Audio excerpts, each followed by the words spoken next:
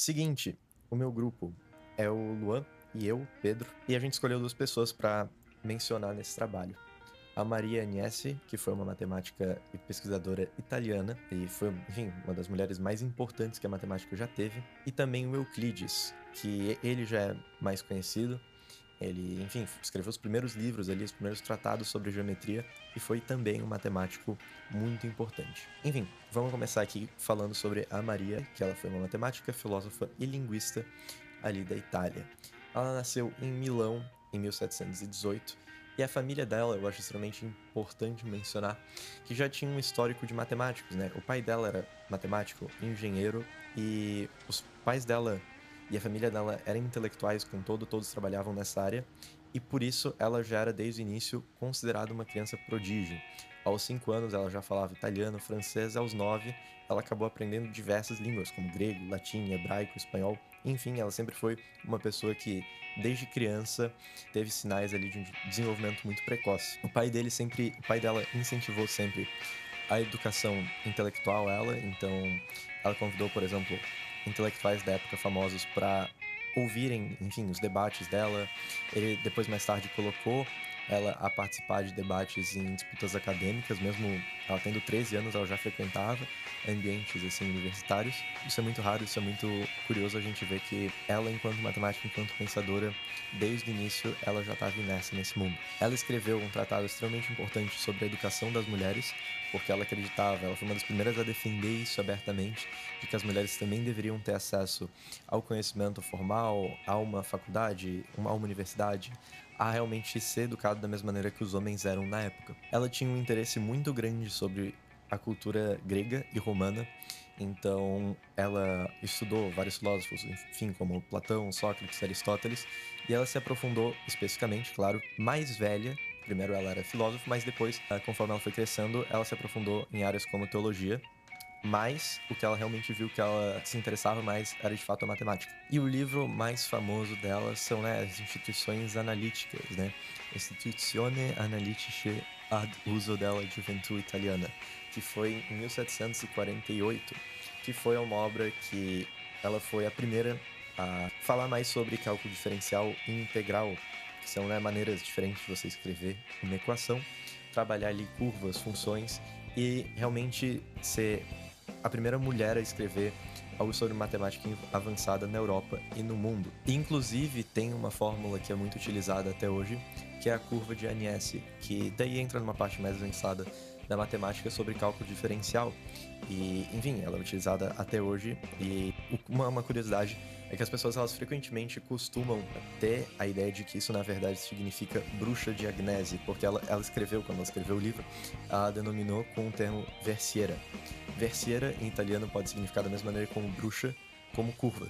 Então, os tradutores começaram a dizer que era a bruxa de Agnese, só que na verdade era uma curva. E, enfim, criou-se toda uma aura mística, como se ela estivesse ensinando algo proibido, sendo que de fato ela só estava ensinando matemática e nada muito além disso. Mais tarde, o Papa da época, o Papa Bento XIV, nomeou ela professora de matemática e de filosofia na Universidade de Bolonha. Então, ela foi uma das primeiras mulheres a ocupar essa posição na Europa, só que ela nunca exerceu o cargo. Ela preferiu viver uma vida, enfim, mais tranquila. Eu já vou explicar por quê, mas ela nunca deu aula ou trabalhou com isso formalmente nessa universidade. O que aconteceu foi que o pai dela morreu cedo e ela preferiu, após isso, dedicar a vida dela à caridade e à religião, porque o pai dela era uma pessoa extremamente importante desde o início, como a gente falou anteriormente, na vida dela, então ela passou a dedicar a vida dela a outros. Ela era extremamente religiosa, católica, e ela se tornou diretora de um hospital para mulheres pobres em Milão, onde ela trabalhou basicamente até a morte. Então, ela poderia ter sido extremamente mais reconhecida hoje em dia, só que ela recusou, ela não se casou com ninguém, tá? Ela morreu sozinha.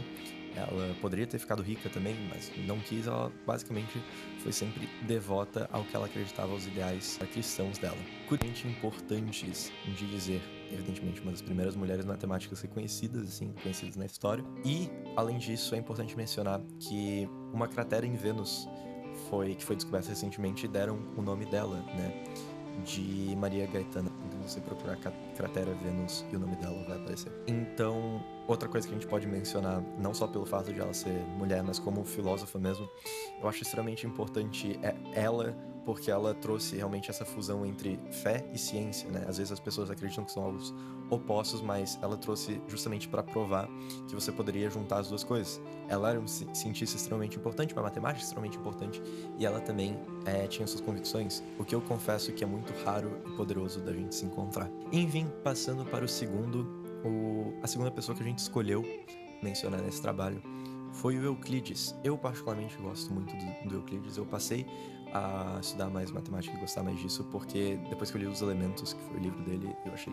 enfim, muito curioso. Ele viveu por volta de 300 a 200 a.C., no mesmo lugar onde o Alexandre o Grande vivia, em Alexandria, mas não no mesmo reinado, né? Depois que o Alexandre o Grande morreu, assumiu Ptolomeu Sóter, que foi o próximo imperador, e, enfim, foi durante esse reinado que o Euclides viveu. Ele estudava, né, na famosa Biblioteca de Alexandria, no Egito, onde foi, enfim, um dos maiores centros de saber do mundo, e até hoje as pessoas falam sobre isso. A gente não sabe muito sobre a vida pessoal, tem pessoas que questionam a existência dele, mas evidentemente é certo que ele existiu, só tô dizendo que existem algumas teorias sobre, porque justamente a gente não tem muitas informações sobre a vida pessoal dele, sobre o que ele fez. A gente só sabe basicamente de relatos de outras pessoas, e todas as obras que, enfim, foram escritas por ele mesmo são mais intelectuais, então a gente não sabe muita coisa.